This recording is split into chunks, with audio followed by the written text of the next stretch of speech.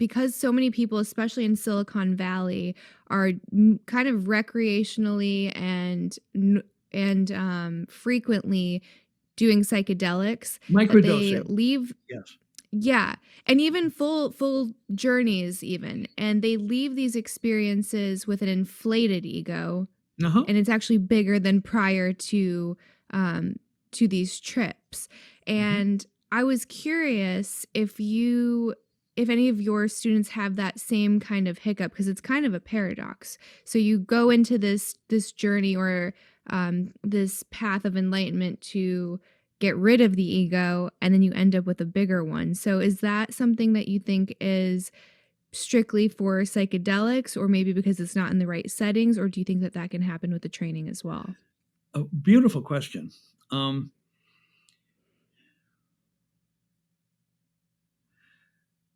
Often lacking in those journeys is a trainer or guide. Now, biocybernaut trainers go through not only uh, multiple brainwave trainings themselves, but there's a 2 month training of the trainer process where they uh, are at my side during 2 months worth of trainings. And so, in any personal growth, the ego is the obstacle uh, and works to undermine the growth. And psychedelics can give you a glimpse or even, a flood of insights.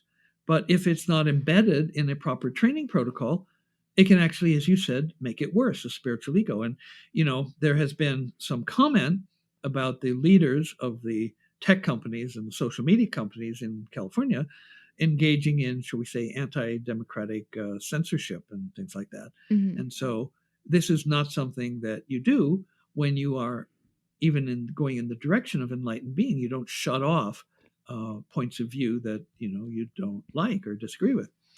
So I can tell you a story that will illustrate the problem and the solution. In the history of my career, there have been periods as long as 8 or 9 months where I did not have my technology set up. Maybe the lab was moving, or I was going into a new state or something like that. I did move the training center to Raleigh, North Carolina at one point, or moved it around different places in the San Francisco Bay Area. And I would get calls from people whose friends had done the training, or family, and they were desperate to do the training. And I would say, well, I don't have the technology set up right now. I'm in the process of a move, but I could schedule you for, next March or something like that. And so then some of them would say, well, here in my town, downtown, there's like ABC Biofeedback on the corner, and they offer brainwave training. Do you suggest I go there to kind of like get a warm up until I can come with you and do the real thing? And I said, actually, no, I don't recommend that. And here's why. I said, have you heard of penicillin resistant gonorrhea? And they kind of like, well, what are you talking about sexually transmitted disease for? I go, well, I'm wanting to make a point. And they say, well, yeah, I have heard of it. And I said, do you know how it came about? It was kind of like a medical mystery. Where did penicillin resistant gonorrhea come from? And they say, no. So then I tell them the story. It used to be that the US military had military bases in the Philippines, tens of thousands of soldiers and sailors and airmen on these bases. Well, you have tens of thousands of horny young men. And so what's called into action are prostitutes, both male and female prostitutes. And the Philippine medical system leaks. And so it's very easy for non prescription access to powerful antibiotics. And so the Philippine prostitutes, according to the research, were able to get their hands on penicillin, and they gave themselves everyday small doses. Well, as any microbiologist knows, that's a perfect way to develop an antibiotic resistant strain, is to give large members of the population small, non-lethal doses of the antibiotic. And I go, okay, now what's the comparison to the brainwave training? Well, the ego is like the gonorrhea. And if you go to down on the corner ABC ABC Biofeedback, and they don't have the Biocybernaut methods, and they don't have the Biocybernaut coaching, and they don't have the Biocybernaut technology, you're going to get a subcritical dose of information about how the ego works. And what the ego does is it learns how to resist the information of brainwave feedback done right. And so I would tell them the story, and I'd say, well, now you have two choices. You can either wait to come to Biocybernaut, you know from your family or friends the power of the Biocybernaut, or you can, and against my recommendation, go to ABC Biofeedback down on the corner and get a subcritical dose of feedback, which will simply teach your ego how to resist the information that comes through properly developed and delivered brainwave feedback training. Mm-hmm. And so I had people do it both ways. Some people would wait and they would thrive in their Biocybernaut training. Others couldn't wait and they went to ABC Biofeedback, and they would come in and their egos would be like these people in Silicon Valley that you're talking about, spiritual egos, and they would be primed to resist the coaching and the methods in a way that was not ever seen in people who hadn't taken these subcritical doses of brainwave feedback training. And so oftentimes when people do psychedelics, they don't have coaching, and they don't, one of the big themes, as you know personally from having done Biocybernaut training, the ego is identified as the adversary. And the weapons, the tools that it uses, the hindrances, are explained in great detail, and you are trained to recognize when a thought starts to open in your mind. It's like an email that contains a virus. The servers will always delete those emails before it comes to your computer. Well, when a thought starts to open in your mind that has one or more of the hindrances in it, you're trained to delete that thought so it doesn't take over your awareness. And so you can go and do psychedelics, but if not done with the appropriate guidance, you run the risk of developing an inflated ego that will then more effectively block any personal growth, spiritual growth, or expansion of consciousness that you are really seeking. Mm-hmm. So is there, well, a two-part question. How do you distinguish what's you and what's your ego? And is it possible to kill your ego? Because a thing that you hear a Is lot it of the possible time to is what? I missed the ego word. to kill your ego. Because a thing No. that I hear a lot is ego death, and Uh, that's confusing to me. well, I remember telling you about this multimillionaire oil man that brought me to India. Yes.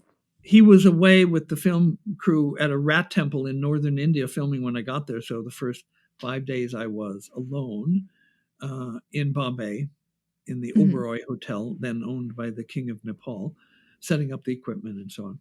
And when he came back, he walked into the room and he thumped his chest. He goes, "I killed my ego." Oh boy, this is going to be a long journey. And he was a multiple personality, some raging, angry drunks, others, kind, charitable, philanthropic.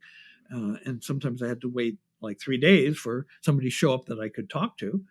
But yeah, Ram Dass said, as long as you have a body, you have an ego. Now, it might be big and obtrusive and get on people, or it can be subtle and evanescent and rarely in evidence, but it's always there and you cannot kill it. The only time it disintegrates is when you drop your body. And so that's not, a very effective way, but you can diminish it. You can learn how to discipline, and you can learn how to recognize its efforts to undermine your personal growth methods or even your happiness by memorizing the 5 hindrances. One of the drawings that hand drawings that I make to show people, I draw a little face and I draw a big screen and I say, this is you and this is the screen of your reality. The sounds and the images and the smells, it all comes to you from the screen of reality. And then over on the side, I draw a bootleg projector, one of those old tripods, old projectors.